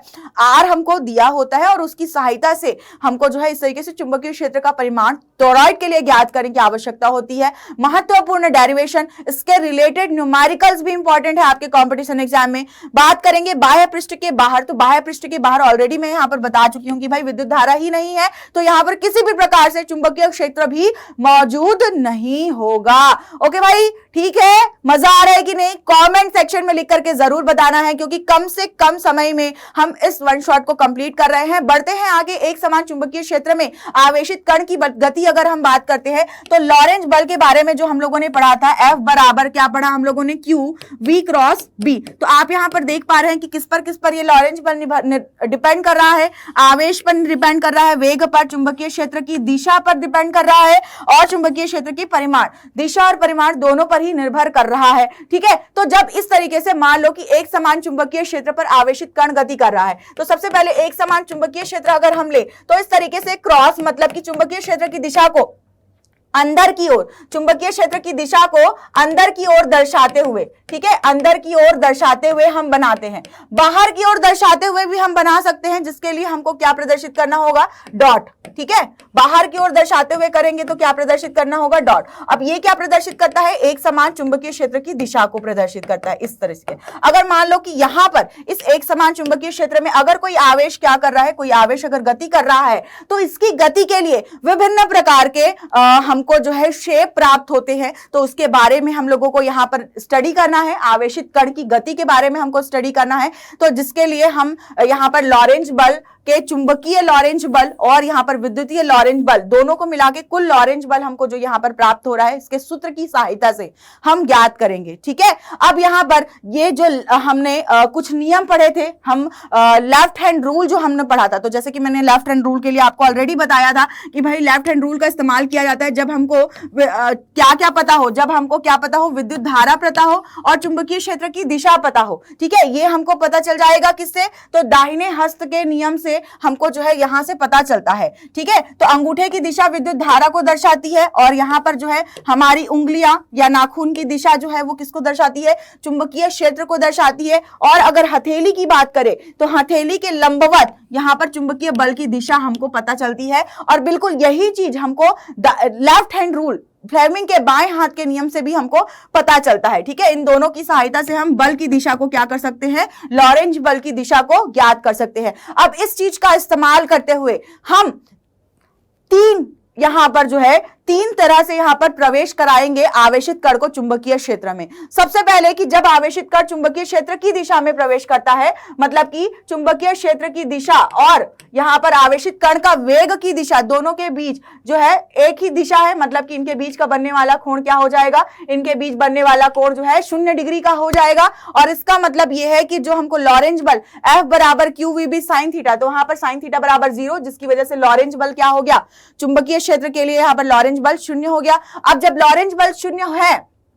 तो यहां पर बल लग नहीं रहा है, तो कण का वेग तो होगा और क्या करेगा, वो अपने वेग से बस सीधा सीधा आगे बढ़ता जाएगा और सरल रेखीय पथ में क्या करेगा, गति करेगा। तो जब थीटा बराबर 0 पर यहां पर चुंबकीय क्षेत्र और वेग है तो ये सरल रेखीय पथ को प्राप्त करता है। नेक्स्ट सेकंड है कि अगर यहां पर क्या है, चुंबकीय क्षेत्र की जो दिशा है, सेकंड में चुंबकीय क्षेत्र की दिशा और इसके वेग की जो दिशा है एक दूसरे के अगर लंबवत है, चुंबकीय क्षेत्र में अगर क्या कर रहा है, कोई आवेशित कण प्रवेश कर रहा है, यहां पर पिंक कलर की लाइन से अगर आप देख पा रहे हैं, प्रवेश कर रहा है चुंबकीय क्षेत्र के लंबवत दिशा में अगर प्रवेश कर रहा है, तो यहां पर जो बल की दिशा होगी वो भी क्या होगी, लंबवत होगी। लंबवत होगी मतलब कि क्या होगी, 90 डिग्री के कोण पर होगी और 90 डिग्री के कोण पर होगी तो यहां पर जो लॉरेंज बल है QVB sin थीटा, इसका अधिकतम बल लॉरेंज बल के रूप में हम लोगों को प्राप्त होगा। और जब अधिकतम बल प्राप्त हो रहा है तो ये एक समान चुंबकीय क्षेत्र आपको जो पीछे बना हुआ दिखाई दे रहा है, ठीक है। यहां पर क्या होगा, कण में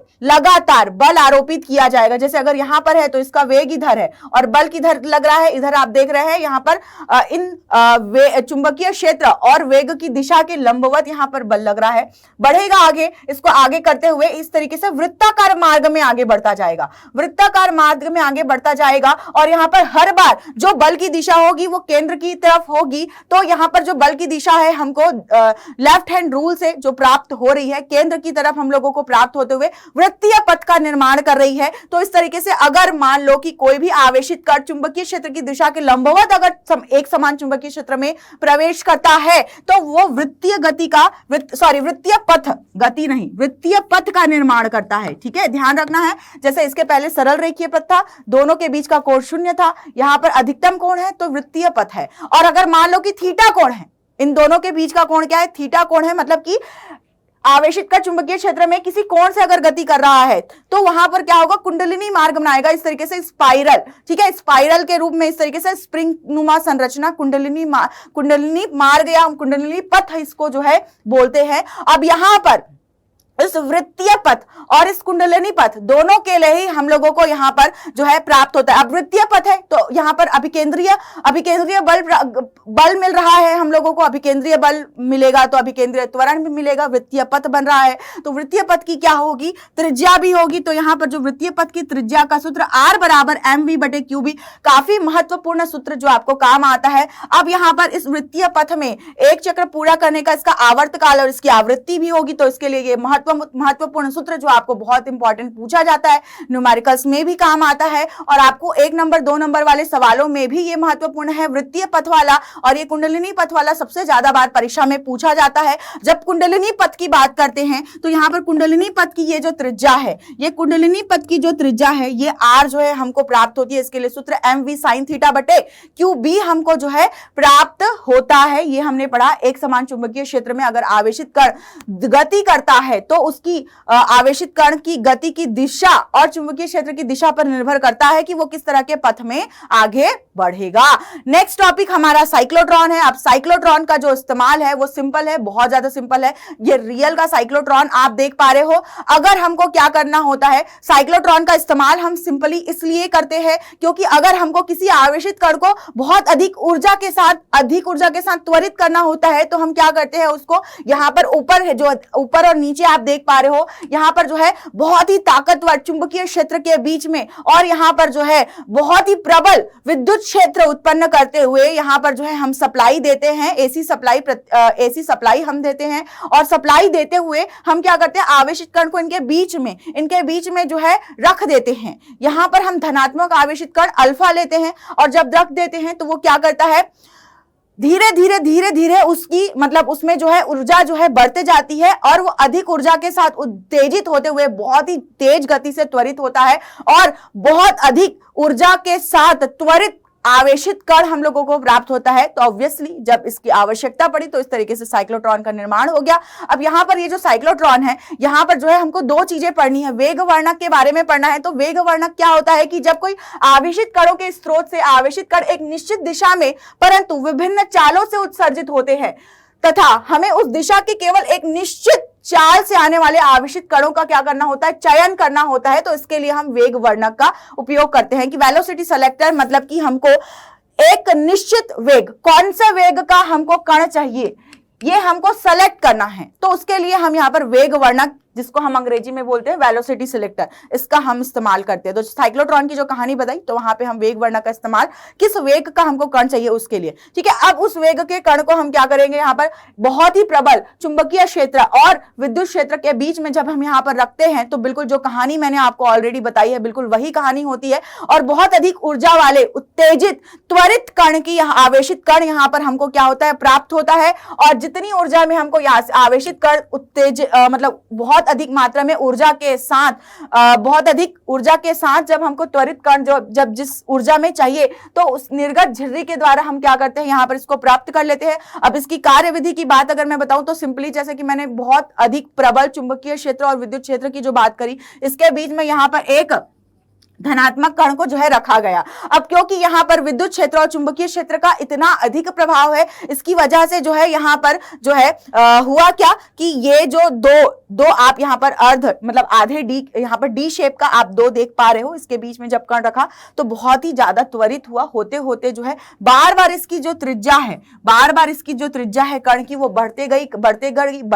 और बिल्कुल इसकी जो ऊर्जा है वो बहुत अधिक मात्रा में जो है बढ़ गई। तो जो हम लोगों ने वृत्तीय पथ के बारे में पढ़ा, जहां पर हम लोगों ने त्रिज्या का समीकरण भी देखा, वृत्तीय पथ की त्रिज्या का समीकरण देखा हम लोगों ने, है ना। हम लोगों ने आवर्त काल का, आवृत्ति का समीकरण देखा। बिल्कुल वही सारे समीकरण यहाँ पर साइक्लोट्रॉन के लिए भी लागू होंगे, पर ये लगातार बढ़ते जाएंगे। बिल्कुल ये जो त्रिज्या है वो क्या हो जाएगी, लगातार बढ़ते जाएगी। और जो ऊर्जा है, कण की जो ऊर्जा है वो यहाँ पर बिल्कुल इस त्रिज्या के वर्ग के समानुपाती है, बिल्कुल त्रिज्या पर निर्भर कर रही है। इस सूत्र से देख पा रहे हो, Q का वर्ग, B का वर्ग, R का वर्ग बटे M। तो बिल्कुल जो है यहाँ पर अधिकतम ऊर्जा से त्वरित होकर आपको वो आवेशित कण जो है प्राप्त होगा। अब यहाँ पर जो है इस साइक्लोट्रॉन के लिए हम इस अनुनादी स्थिति की भी बात करते हैं। तो अनुनादी स्थिति का मतलब ये हो गया कि जब आप विद्युत क्षेत्र और चुंबकीय क्षेत्र के बीच में जब आवेशित कण को रख रहे हो तो आवेशित कण की जो गति की दिशा है, ठीक है। और चुंबकीय क्षेत्र की दिशा जो है, इनके बीच का जो कोण है वो एक दूसरे के क्या हो, लंबवत हो, मतलब कि हमको अधिकतम लॉरेंज बल जब प्राप्त हो रहा हो तो उस कंडीशन में क्या होता है, अनुनाद की स्थिति जो है उत्पन्न होती है। अनुनादी प्रतिबंध इसको कहते हैं, किसके लिए, आवेशित कण के लिए, ठीक है, आवेशित कण के लिए। तो बिल्कुल इस आवेशित कण की त्रिज्या और आवर्तकाल और अधिकतम ऊर्जा का सूत्र महत्वपूर्ण है, आपके एग्जाम में बिल्कुल पूछा जाता है। और यहां पर ओमेगा बराबर 2 पाई न्यू, इसको हम न्यू कहते हैं, जो यहां पर जो है कण की आवृत्ति को रिप्रेजेंट करता है। तो महत्वपूर्ण सूत्र आपको जरूर लिखना है, स्क्रीनशॉट लेंगे, फटाफट बढ़ेंगे आगे। और इसके बाद हम बात करेंगे विद्युत धारावाही चालक पर चुंबकीय बल। तो धारावाही चालक पर चुंबकीय बल आपने 10वीं में भी पढ़ा है, तो ये बातें मैं आप लोगों को इसलिए बता रही हूं क्योंकि कोई बहुत बड़ी बात नहीं है, बहुत आसान सी चीज है, आपको 12वीं में तो बिल्कुल समझ में आनी ही चाहिए। सिंपल सी बात है कि अगर हम विद्युत धारावाही चालक पर, मतलब कि एक तार में अगर क्या करते हैं, अगर हम यहाँ पर एक तार में विद्युत धारा प्रवाहित कर रहे हैं, ठीक है, एक विद्युत धारा प्रवाहित कर रहे हैं, मतलब आवेशित कण जो है यहाँ पर इस दिशा में v वेग से गति कर रहे हैं, ठीक है। तो चुंबकीय क्षेत्र की दिशा क्या है, इस तरीके से एक थीटा कोण बनाते हुए है, थीटा कोण बनाते हुए है, या फिर एक दूसरे के लंबवत आप मान सकते हो। अगर एक दूसरे के लंबवत है तो इनका जो बल होगा, चुंबकीय बल की दिशा तो हमने ज्ञात की थी, पर परिमाण यहाँ पर हमको ज्ञात होगा, ठीक है। वो क्या होगा, परिमाण जो है अधिकतम QVB यहाँ पर होगा, ठीक है। लेकिन जब इस विद्युत धारावाही चालक पर हमको इस चुंबकीय बल को ज्ञात करना है, ठीक है, इस चुंबकीय बल को जब हमको ज्ञात करना है तो वो किस किस चीज पर निर्भर करेगा, तो ये चुंबकीय क्षेत्र के परिमाण पर निर्भर करेगा, और यहाँ पर इस विद्युत धारा पर भी निर्भर करेगा, और किस पर निर्भर करेगा कि कितनी लंबाई का तार है, ठीक है। तो इस L लंबाई के तार पर भी क्या करेगा, निर्भर करेगा। तो बिल्कुल मतलब कि इन पर निर्भर करते हुए हमको ये समीकरण प्राप्त होता है चुंबकीय बल का BIL sin थीटा। अब ये BIL sin थीटा जो चुंबकीय बल का समीकरण है, ये कैसे प्राप्त हुआ कि अगर हमने किसी धारावाही चालक तार को चुंबकीय क्षेत्र के बीच में रख दिया, ठीक है, तो when current carrying conductor placed between magnetic field, मतलब चुंबकीय क्षेत्र के बीच में अगर हम लोगों ने किसी विद्युत धारावाही चालक तार को अगर हमने रख दिया तो उसके लिए जो उस पर चुंबकीय बल का प्रभाव होता है उसका सूत्र हमको ये प्राप्त होता है, ठीक है। तो ऑलरेडी पहले से चुंबकीय क्षेत्र इस दिशा में मौजूद है, जिसमें हम लोगों ने आवेश को क्या कराया है, इसके लंबवत दिशा में गति कराया है, और चुंबकीय बल का यहाँ पर क्या हो रहा है, अनुभव किया जा रहा है। महत्वपूर्ण सूत्र ध्यान रखना है। अब अगर थीटा बराबर 90 डिग्री, मतलब लंबवत अगर होंगे यहाँ पर चुंबकीय क्षेत्र और जो यहाँ पर विद्युत धारा की जो दिशा है धारावाही चालक तार के लिए, ठीक है, तो थीटा बराबर 90 डिग्री के लिए यहाँ पर अधिकतम चुंबकीय बल हमको BIL प्राप्त होगा। और इस पर आधारित ये टॉपिक है दो समानांतर विद्युत धाराओं के बीच बल, बहुत ही महत्वपूर्ण टॉपिक। इसका डेरिवेशन आता है बिल्कुल 5 नंबर का, 1 नंबर का, 2 नंबर का, 5 नंबर का, 3 नंबर का, किसी भी नंबर का सवाल आएगा, पर है महत्वपूर्ण, है महत्वपूर्ण। अब किया क्या गया है, यहाँ पर 2 धारावाही चालक तार लिए गए हैं, विद्युत धाराओं की दिशा I1 और I2 यहाँ पर दिखाई दे रहा है। अब होगा क्या कि भाई पहले वाले तार के कारण भी चुंबकीय क्षेत्र उत्पन्न होगा, दूसरे वाले तार के कारण भी क्या उत्पन्न होगा, चुंबकीय क्षेत्र उत्पन्न होगा। लेकिन पहला वाला तार दूसरे के प्रभाव का अनुभव करेगा, दूसरा वाला तार पहले के प्रभाव का अनुभव करेगा। आई बात समझ में? क्या कह रही हूं मैं यहाँ पर कि यहाँ पर पहले वाले विद्युत धारावाही चालक तार के लिए, मतलब पहले तार के लिए यहां पर चुंबकीय बल का अनुभव किसकी वजह से होगा, चुंबकीय बल का अनुभव दूसरे के मतलब कि चुंबकीय बल का अनुभव जो है दूसरे वाले तार की वजह से होगा, ठीक है। तो इस तरीके से हम यहाँ पर जो है इन दोनों के लिए विद्युत धारा, और यहाँ पर ये जरूर आप करेक्ट कर लेंगे, ये आपका जो है यहां पर आप देखेंगे कि ये जो तार है, ठीक है, ये जो तार है यहां पर चुंबकीय क्षेत्र उत्पन्न कर रही है, ये चुंबकीय क्षेत्र क्या होगा, B1 इसका चुंबकीय क्षेत्र। अब इसका जो चुंबकीय क्षेत्र है वो क्या होगा, B2। और बिल्कुल आप दाहिने हाथ के अंगूठे का नियम इस्तेमाल करते हुए विद्युत क्षेत्र की दिशा ज्ञात कर सकते हैं। जब बल की दिशा की हम बात कर रहे हैं तो पहले वाले पर जो बल का अनुभव होगा वो किसकी वजह से होगा, दूसरे वाले के बल की वजह से, ठीक है, और दूसरे वाले पर जो बल का अनुभव होगा पहले वाले की वजह से, ठीक है। तो इस चीज का ध्यान रखेंगे हम, और हम यहाँ पर बल का सूत्र, चुंबकीय बल का सूत्र हम ज्ञात करेंगे। तो सबसे पहले हम यहाँ पर सीधे धारावाही चालक तार के लिए जो चुंबकीय क्षेत्र का सूत्र हम लोगों ने ज्ञात किया था एम्पियर के परिपथीय नियम से भी और बायो सेवर्ट के नियम से भी, दोनों के द्वारा हमने जो ज्ञात किया था, इस सूत्र का इस्तेमाल करते हुए बढ़ेंगे आगे। और अभी अभी हम लोगों ने क्या देखा, अभी अभी हम लोगों ने धारावाही चालक तार पर चुंबकीय बल का सूत्र देखा, BIL sin थीटा, ठीक है, BIL sin थीटा। तो यहां पर ये जो चुंबकीय बल है, ठीक है, ये जो चुंबकीय बल है कौन सा चुंबकीय बल है, ये पहला वाला, ठीक है। तो ये जो पहला वाला चुंबकीय बल है, अब ये किसके कारण अनुभव करेगा, तो यहां पर ये जो चुंबकीय बल है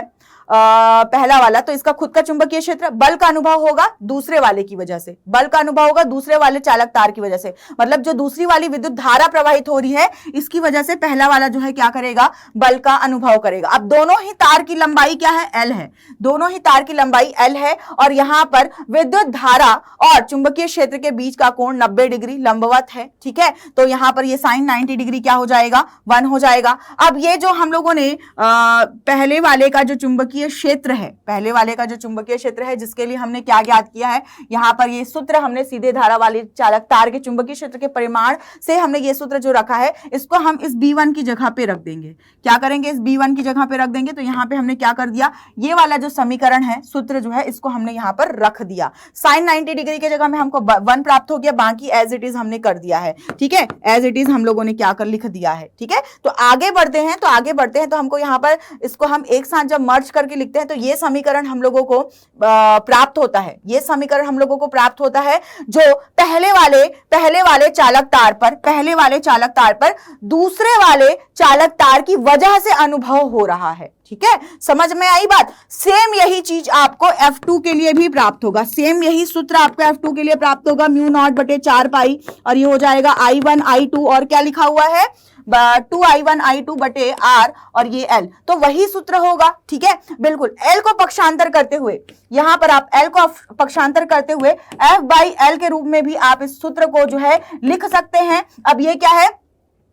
यहां पर जो है प्रति लंबाई बल का सूत्र आपको यहां पर प्राप्त हो जाएगा। तो बिल्कुल ये दोनों रूपों में आपको ये समीकरण जो है प्रूफ करने के लिए डेरिवेशन पूछा जाता है, तो बिल्कुल इस चीज का आपको ध्यान रखते हुए बढ़ना है आगे। और यहां पर आगे हम बल प्राप्त करने के बाद बल आघूर्ण की हम बात करेंगे, ठीक है। तो ये अगर सीधा मतलब ये जो हम लोगों ने क्या लिया था, तार लिया था, ठीक है। अगर मान लो कि हम क्या करते हैं,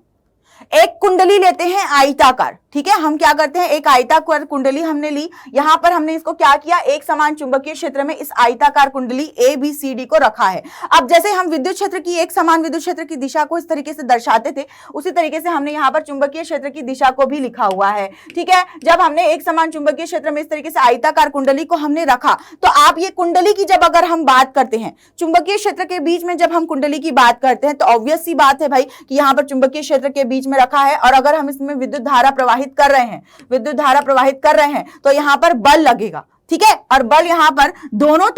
तरफ बल जो है विपरीत दिशा में लगेगा, एक तरफ इस तरीके से दिशा में लग रहा है, एक तरफ इस तरीके से दिशा में लग रहा है, ठीक है। तो बिल्कुल यहां पर घूर्णी गति होगी, जो आपने कक्षा 11वीं में घूर्णन गति के बारे में पढ़ा, बिल्कुल वही घूर्णी गति यहां पर उत्पन्न होगी। तो इस बल युग्म के वजह से, किसकी वजह से, इस बल युग्म की वजह से यहां पर जो है बल आघूर्ण उत्पन्न हो रहा है, जिसको हम प्रदर्शित करते हैं किससे, टाउ से। तो ये एक समान चुंबकीय क्षेत्र पर किसी धारावाही कुंडली के कारण बल युग्म जो उत्पन्न हो रहा है उसकी वजह से हमको प्राप्त हो रहा है बल आघूर्ण, जिसको हम टाउ से रिप्रेजेंट करते हैं, जो कि क्या होता है, बल गुणा लंबवत दूरी, बल गुणा लंबवत दूरी। तो ठीक है, जब इस कुंडली को हम इस तरीके से, हम इस दिशा से इस तरीके से जब हम देख रहे हैं, तो थीटा कोण यहां पर चुंबक के साथ थीटा कोण बनाते हुए यहां पर जो है आप देख पा रहे हैं कि बल युग्म जो है लग रहे हैं। अब इनकी लंबवत दूरी हमको अगर ज्ञात करनी होती है, तो यहां पर त्रिकोणमिति की सहायता से ये लंबवत दूरी b sin थीटा हमको जो है प्राप्त हो रहा है, जिसको यहां पर लंबवत दूरी की जगह हमने लिखा हुआ है, ठीक है। तो बल गुणा लंबवत दूरी, बल आघूर्ण हमको प्राप्त होता है। और अधिकतम बल BIL हमने ऑलरेडी अभी देखा है, बिल्कुल पढ़ा है। इस सूत्र का मान रखते हुए जब हम इसको आगे सॉल्व करते हैं, तो बल आघूर्ण का सूत्र हमको प्राप्त होता है एक समान चुंबकीय क्षेत्र में धारावाही कुंडली पर, ठीक है। अब ये कुंडली पर जो बल आघूर्ण का सूत्र प्राप्त होता है, बहुत ही महत्वपूर्ण सूत्र, डेरिवेशन भी बहुत ही महत्वपूर्ण है, ठीक है। और यहां पर जो यहां पर M क्रॉस B ये भी हमको प्राप्त होता है टाउ बराबर, ठीक है। ये कैसे प्राप्त हुआ, तो यहां पर M की जगह पर ये जो है चुंबकीय आघूर्ण, जिसके बारे में आप जो है मैग्नेटिज्म एंड मैटर, जो आपका चुंबकीय तत्व वाला जो चैप्टर है, उस चैप्टर में आप इस चुंबकीय आघूर्ण के बारे में देखते हैं, जहां से आपको ये सूत्र प्राप्त होता है क्या, NIA, क्या सूत्र प्राप्त होता है? NIA। तो इस बल आघूर्ण के सूत्र को जो है इस कुंडली के लिए इस तरीके से भी लिखा जाता है या फिर MB sin थीटा के रूप में, अदिश रूप में भी लिखा जाता है। तो ध्यान में रखना है इस सूत्र को, और काफी महत्वपूर्ण डेरिवेशन, काफी महत्वपूर्ण सूत्र जो आपको न्यूमेरिकल में भी काम आता है, जरूर देखना, स्क्रीनशॉट लेते हुए बढ़ना है आगे। अब बात करेंगे हम गैल्वेनोमीटर की। तो गैल्वेनोमीटर क्या होता है? तो भाई गैल्वेनोमीटर आपको पता है कि जब हमको धारा का विक्षेप देखना होता है तो उसके लिए हम क्या करते हैं? गैल्वेनोमीटर का जो है इस्तेमाल करते हैं। ठीक है, अब इस गैल्वेनोमीटर में जो धारा मापी, मतलब जो धारा मापी का हम इस्तेमाल कर रहे हैं धारा के विक्षेप को जो है प्राप्त करने के लिए, तो इस तरह से वो एक्चुअल में जो दिखाई देता है। बिल्कुल। अब यहां पर ये जो गैल्वेनोमीटर है इसका काम क्या होता है? ये बहुत ही अल्प से अल्प विद्युत धारा को भी क्या कर सकता है? माप सकता है, जिसको मापने के लिए हम इस तरीके की युक्ति का इस्तेमाल करते हैं, जिसको हम धारा मापी या फिर क्या बोलते हैं? गैल्वेनोमीटर हम बोलते हैं। अब ये किस सिद्धांत पर कार्य करता है? तो बिल्कुल इसके अंदर आप देख पा रहे हो कि यहां पर क्या लगा हुआ है? एक कांटा लगा हुआ है। बिल्कुल, ये कांटा, ये सुई जो है यहां पर विक्षेप को जो है नापता है। बिल्कुल, ये विक्षेप को कैसे नापेगा? तो ये जो बल आघूर्ण का सूत्र हम लोगों ने, बल आघूर्ण के बारे में जो हम लोगों ने ज्ञात किया ना, ये बिल्कुल, ये इसको जो है हम BINA,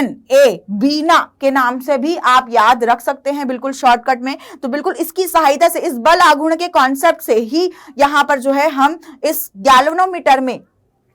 गैल्वेनोमीटर में विद्युत धारा ज्ञात कर सकते हैं, विक्षेप को ज्ञात कर सकते हैं। कैसे? तो बिल्कुल इसको हम देखेंगे। सबसे पहले हम इनके वर्गीकरण को देख लेते हैं कि यहां पर जो है धारा मापी को दो भागों में बांटा गया है, चल कुंडली धारा मापी और चल चुंबक धारा मापी, जिसमें से आपका ये निलंबित कुंडली धारा मापी जो है काफी महत्वपूर्ण है। किलकित कुंडली धारा मापी भी आपका जो है महत्वपूर्ण है। ज्यादातर आपका निलंबित कुंडली धारा मापी जो है इस्तेमाल किया जाता है। एग्जाम में भी ज्यादातर जो है यही पूछा जाता है। अब इसमें सिंपली आपको देखना है कि हम धारा मापी लगाने के लिए जो विद्युत परिपथ बनाए होते हैं, तो वहां पर हम विक्षेप देखने के लिए, आपने देखा होगा, आपने जब विभव मापी पढ़ा होगा या आपने जो है मीटर सेतु पढ़ा होगा, वह उन सब जगहों पर इस तरीके से गैल्वेनोमीटर का इस्तेमाल धारा मापी के रूप में किया जाता है। अब इसका सिद्धांत आपको बताया गया है कि जो बल आघूर्ण में जो घूर्णन विक्षेप होता है, इसी के आधार पर जो है निर्भर करता है कि उस घूर्णन विक्षेप के आधार पर ही हम उस कुंडली में प्रवाहित होने वाली धारा को क्या करते हैं? प्राप्त कर पाते हैं। तो इसकी जो संरचना चित्र आप देख पा रहे हो कि चुंबकीय क्षेत्र एक समान जो हम लोगों ने लिया था, एक समान चुंबकीय क्षेत्र जो लिया था, एक समान चुंबकीय क्षेत्र के बीच में हम लोगों ने क्या रखा था? कुंडली को रखा था। अब इस कुंडली में एक समान चुंबकीय क्षेत्र मौजूद होने के कारण जब हम इनमें विद्युत धारा प्रवाहित करते हैं तो क्या उत्पन्न होता है? बल युग्म उत्पन्न होता है, और उस बल युग्म की वजह से बल आघूर्ण उत्पन्न होता है। अब ये बल आघूर्ण जब उत्पन्न करेगा तो हमको NBIA sin थीटा जो सूत्र हम लोगों को टाउ का प्राप्त हुआ था, ठीक है, बिल्कुल ये वाला जो सूत्र हमको प्राप्त हुआ था, ये यहां पर आप जो सूत्र देख पा रहे हो, ठीक है, ये सूत्र, और यहां पर जो विक्षेप उत्पन्न होगा, ठीक है, ये विक्षेप का जो कोण उत्पन्न होगा, उनकी सहायता से हम यहाँ पर विद्युत धारा के परिमाण को जो है ज्ञात कर पाएंगे। कैसे कर पाएंगे? तो आप देख रहे हो सूत्र क्या है, ये आपका जो है सूत्र है, ठीक है। अब यहाँ पर ये सूत्र है, अब यहाँ पर मतलब थीटा जो है 90 डिग्री अधिकतम कोण, तो यहाँ पर बल आघूर्ण हम लोगों को प्राप्त होता है ये। अब इसको जो है मैंने बीना इस तरीके से लिख दिया है, क्योंकि ये बीना, ये शब्द किसी का नाम हो सकता है कि आपके दोस्तों में किसी का नाम हो, तो याद रखना आसान होता है, राइट। तो इस तरीके से हमको बल आघूर्ण मिला। अब यहाँ पर ऐंठन कोण की जो बात हो रही है, तो क्योंकि यहाँ पर बल युग्म लग रहा है, ठीक है, घूर्णन गति यहाँ पर होगी। अब घूर्णन गति होगी भाई, ये तार है ये, है ना, तो यहाँ पर कुंडली है, तो बिल्कुल इनमें क्या होंगी, कुंडली में जो है ये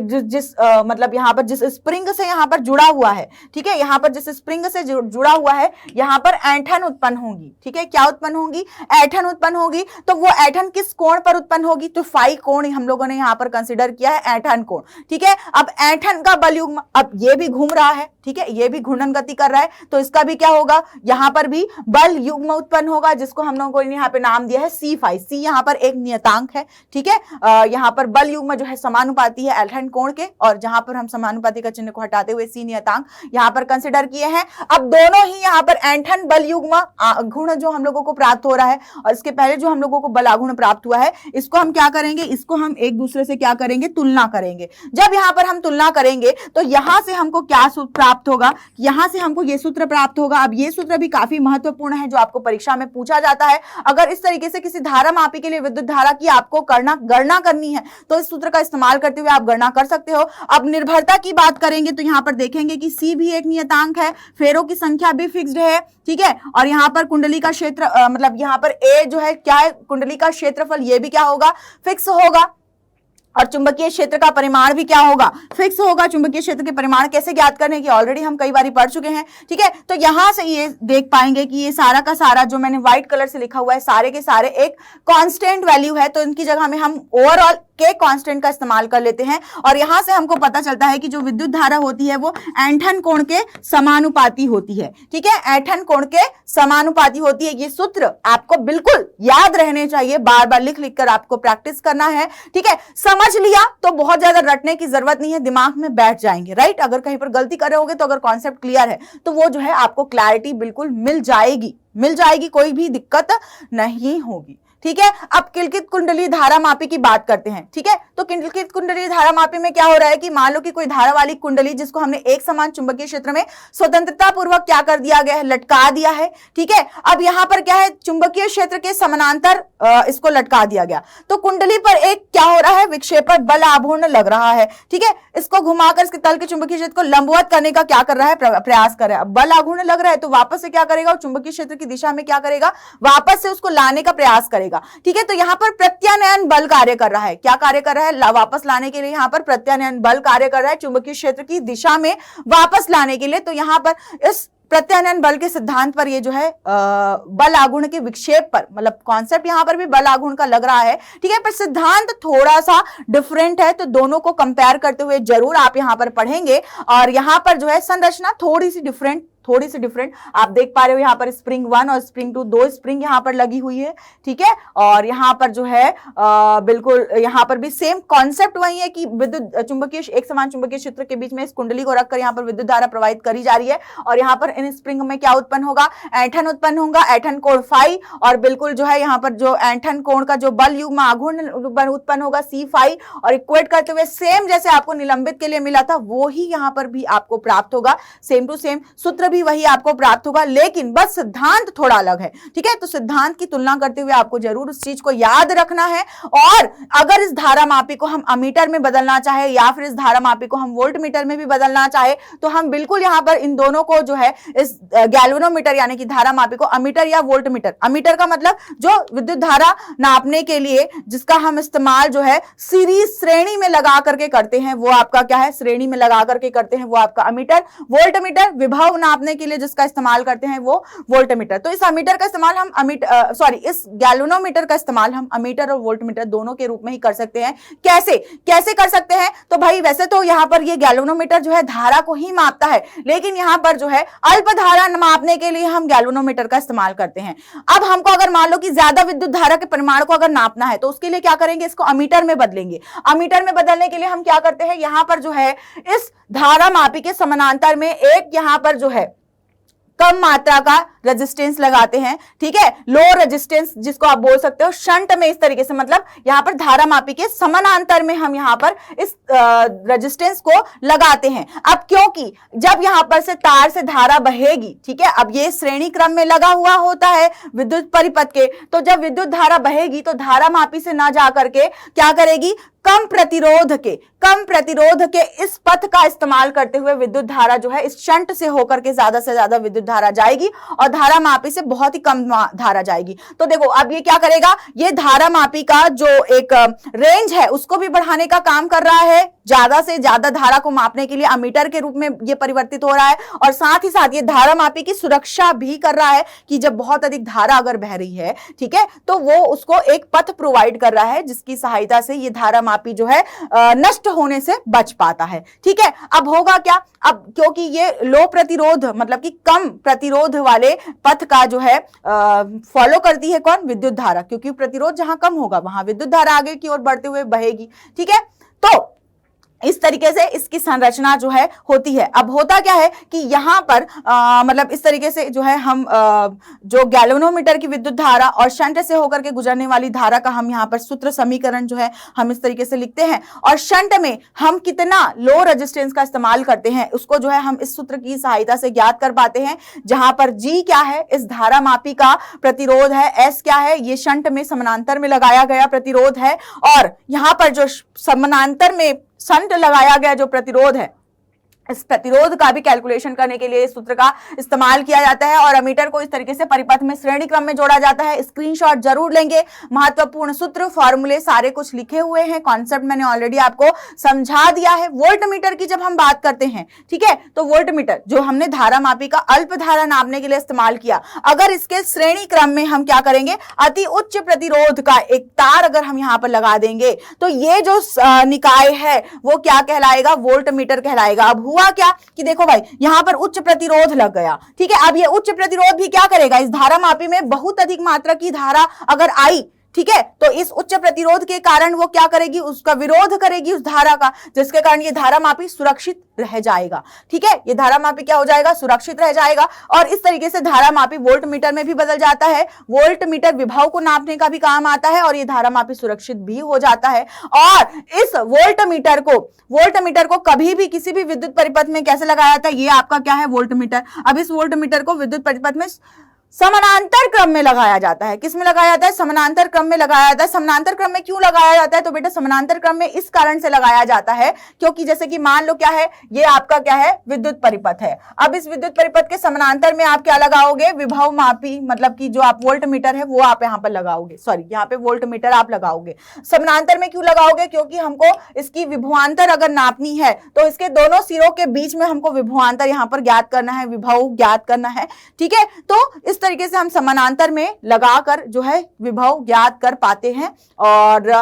धारा मापी को वोल्ट मीटर में कैसे बदलते हैं ये आपको यहां पर दिया गया है। अब यहां पर इन सूत्र की सहायता से हम क्या ज्ञात कर पाते हैं, यहाँ पर विभव इस वोल्ट मीटर की सहायता से ज्ञात कर पाते हैं। और यहाँ पर जो हम उच्च प्रतिरोध का जो इस्तेमाल कर रहे हैं, वोल्ट मीटर का प्रतिरोध, वो हम इन सूत्र की सहायता से जो है वोल्ट मीटर के प्रतिरोध को ज्ञात कर सकते हैं। महत्वपूर्ण सूत्र काफी ज्यादा, वैसे आपको ये क्वेश्चन ज्यादा आते हैं, ये क्वेश्चन आपको ज्यादा आते हैं, तो बिल्कुल ये पूरे अमीटर का प्रतिरोध है और ये शंट प्रतिरोध है, दोनों अलग अलग चीजें हैं और महत्वपूर्ण है। गैल्वेनोमीटर की विद्युत धारा और शंट से गुजरने वाली विद्युत धारा भी कैलकुलेट करना आपको आता है। ठीक है, तो ये क्वेश्चन ज्यादा आते हैं, बिल्कुल ठीक, तो इनका ध्यान आपको रखना है। सारे कॉन्सेप्ट, सारे टॉपिक्स हम लोगों ने इस गतिमान आवेश तथा चुंबकत्व के संपूर्ण किए हैं और इस वन शॉट में आपको बेहतरीन से बेहतरीन कॉन्सेप्ट को पूरा मैंने समझाने की कोशिश करी है। उम्मीद करती हूं कि ये वन शॉट आपको जरूर पसंद आया होगा। अगला वन शॉट आपको किस टॉपिक पर चाहिए नीचे कमेंट सेक्शन में लिख करके जरूर बताना है। इस वीडियो को ज्यादा से ज्यादा दोस्तों को शेयर करना है ताकि कम समय में बहुत अच्छे से सारे के सारे बच्चे जो है रिवीजन कर पाए। तो बेटा मिलते हैं हम अपने अगले नेक्स्ट लेक्चर में और तब तक के लिए बाय बच्चों।